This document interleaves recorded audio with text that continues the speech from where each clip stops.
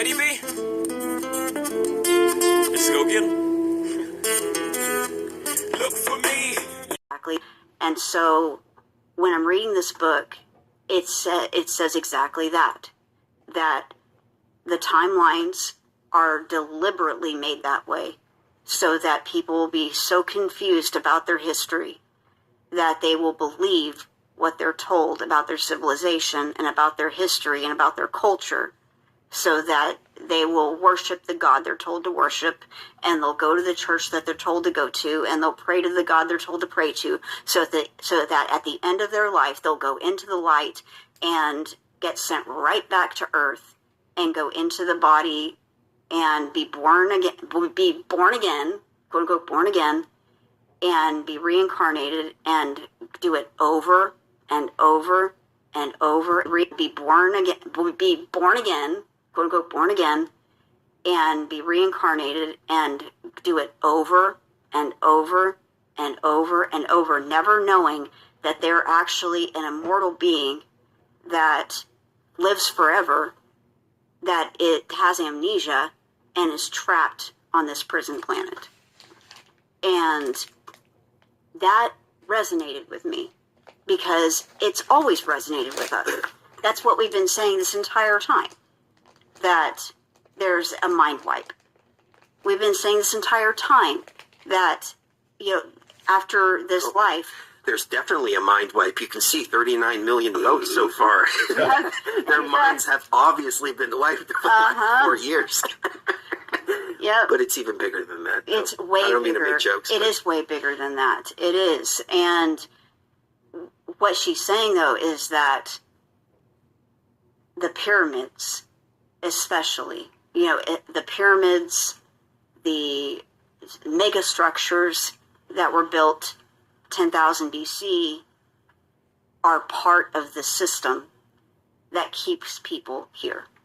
And that unlocking those and turning them off is part of getting people out of here and getting people's memories back and giving people the ability to remember who they are and remember that they are an immortal being and that they don't come from here and they don't belong here and that this is not their home and that these are, and that, yes, the beings, the animals on this planet are beautiful, and the flora and fauna of this planet, yes, it's beautiful, but this is not a very habitable planet. Well, what was interesting is when you were telling me about the part that says how they purposefully keep people from knowing or seeing any kind of symbolism that can remind them of homeworld, whether it's UFOs or life on other planets or even consciousness type stuff. And it seems like the more you break these barriers of consciousness, I mean, this is one part that I put in the Terrence McKenna video, is that these tools that are naturally grow here, they unlock these certain levels of consciousness. And the deeper you go into these tools, like everybody, John Lilly, Terrence McKenna, Jacob Grinberg, Carlos Castaneda, the list goes on and on and on and on. These tools are very sacred tools, and they're special tools, and they allow you to communicate with entities that exist beyond the veil. Either that or it's part of the consciousness, one or the other, but everybody agrees. There's entities that reside interdimensionally beyond the veil, machine elves, whatever you want to call them. All of these tools are demonized. They're illegal. Yep. You can go to jail for using them in certain places. I mean... isolated from your family. Right. Yep. Gang stalk. Why? Right. That's the question, isn't it? That's the $1 million question. And Terrence McKenna actually said it really well one time. He said, imagine a culture that was so sure of itself and so sure that it was right that it said, please use psychedelics, please use this, and then come back and tell me I'm wrong. Facts. Right. But and then that information that people get from hyperspace And that's another reason why I've been looking into doctors and things like that, because these are educated people. These aren't just some guy just sitting in the Amazon drinking a brew. These are doctors. These are thinkers. These are people who have been educated. They all come to the same conclusion. So there's got to be something to it. Yeah. And then their work is ridiculed. I mean, this was one of the things that made me recoil really bad here in this arena here. Is I mentioned this on the last show, so forgive me for being redundant, but being called a drug addict for doing ayahuasca and mushrooms, being called a drug addict. You don't know what a drug addict is if you're using that term in that regard. But why is there such a push to demonize and get people away from this information? I remember we did a show way back in like 2016, 2017. We did it on Facebook. And we had a guy who came on the show. I don't remember what his name was, but he wrote a book about Caesar's Messiah, and he wrote another book which was really interesting. And we had him on the show before. Do you remember who that was? Oh my gosh. I don't remember the name. He came on under the premise that he was going to talk about psychedelic experiences and things like that, because that's kind of the theme of our show at that time. And he came on and talked about the complete opposite. And we had a caller call in, and he said, you know, I took mushrooms one time and I woke up and I was in a hospital and I was in the ambulance and I had blood all over me and this and that. And it's like, well, you shouldn't have taken mushrooms, dude. As simple as that. Like, you know, it's not for everybody. Don't buy the ticket if you can't. Yeah, right. You shouldn't do that. It doesn't mean that you can tell me what to do or all that. But it just turned into a shit show as a result of that. And I don't believe half of these experiences, because when he was bashing everything, I asked him, so how many experiences have you had? Yeah, I've never had any experiences with any of that. Oh, really? So then how are you going to come on our show, pretend like you're going to talk about one thing, completely steer things in a completely different direction, and then at least you have the integrity to admit, no, you don't know what the hell you're talking about. Right. Yeah, that takes a little bit of integrity. So why is there so much demonization of this if it's not coming from a centralized point? Like you said, now it's necessarily coming from these extraterrestrials that are out there controlling us as a prison planet and all that. Maybe, maybe not. But it's interesting because whenever I take all of the information that I have, whether it's positive or negative, put it all together, and I try to place it in some kind of box, or I try to place it in some kind of framework. Framework, that's a better term. If I try to place it in some kind of framework, the best framework that fits is something like what you're talking about. Right. Somebody said something really interesting. Chronicles of Divine Healing and True Ascension. It can't have people remember who they are. Oh, okay. I thought it was a question. And become sovereign and empowered.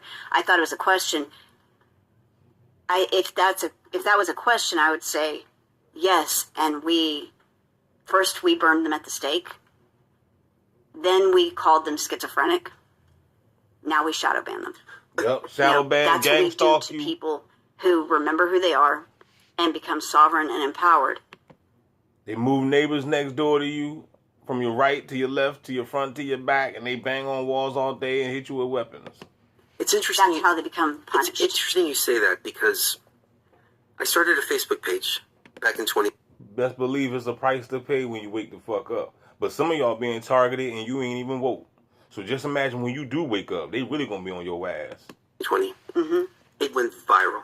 Yep. Like, I mean, hundreds of thousands of views just overnight. Yeah. On just the most mundane stuff. We were sitting outside waiting for an appointment, and I just turned on the camera and just started talking. Hundreds of thousands of views. And then immediately bashed by, who was it? Some mainstream media outlet did a freaking hit piece on me and all kinds of stuff like that. They they banned the page. They shadow banned our YouTube channel. They did all this.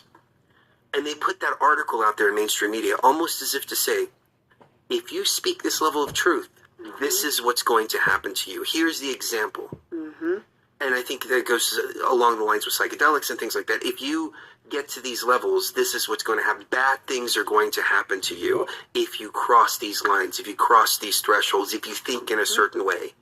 So it's not about shadow banning us. It's not about putting us in jail and, stuff like that when it comes to like psychedelics and stuff like that. It's not about the person that they're attacking. No. It's about all the other people that are going to follow in line and go, I don't want to end up like that guy. Right. They don't want you to be no influencer. If you have the light, the juice, you can attract a tribe So therefore, they must shadow ban you, so that way you can be disconnected from your tribe. And that's why they infiltrate your channel with nothing but bots and NPCs, because they want that to be your tribe. And they want people to gaslight you and call you crazy and all this bullcrap. But at the same time, you do have your peoples out there. You just might not be able to reach them because they shadow ban you. It's ridiculous when I leave comments on people's channel that my comments mysteriously disappears all the time. I don't care if it's a cooking show channel I'm watching. Somebody could be making a grilled cheese sandwich and I could comment about the grilled cheese. It don't matter. They will take the comment down. Not the people that own the channel, but these archives that's controlling. Some AI bot freak is monitoring every single thing that I do. And they will make sure that that comment is removed no matter what channel it is. Not about the person. It's just like Terence McKenna said, it's not the person. The person is usually martyred in some horrible way. It's about the idea. Mm-hmm. You know, it's and to about get the everybody idea. else to fall in line. Exactly. Yeah. Exactly. You know, it's about the archetype. It's about Yes, that's it's about a great way stopping to, the archetype. Stopping the archetype. Stopping that archetype from catching fire. Stopping the Christ. Stopping the Messiah. They always want to stop. Everybody waiting on Jesus Christ. What you waiting on Jesus Christ for? All you going to do is kill him again? Jesus Christ done came down this joint 1,000 times trying to save your punk ass. You still sleep. You keep killing them. What did they do to Jesus Christ back in the day? They assassinate him. They put him on a tree. You know what I'm saying? They crucified him. They still doing it. Christ is being born every day, and you still out here crucifying the Christ. But at the same time, you're in the mind control thinking you're waiting on Jesus Christ, but you're on the what? You waiting on the beast. That's what you waiting on. And making people aware on a more mass scale that they're prisoners. That they are prisoners. You know, and especially, you know, the prison guards, you know, so to speak, the people that are the influencers especially, you have to get them to not realize that they're prisoners. You know, that's a prime example is Trump himself. You know, I think when Trump decided. You ready, B? Let's go get him.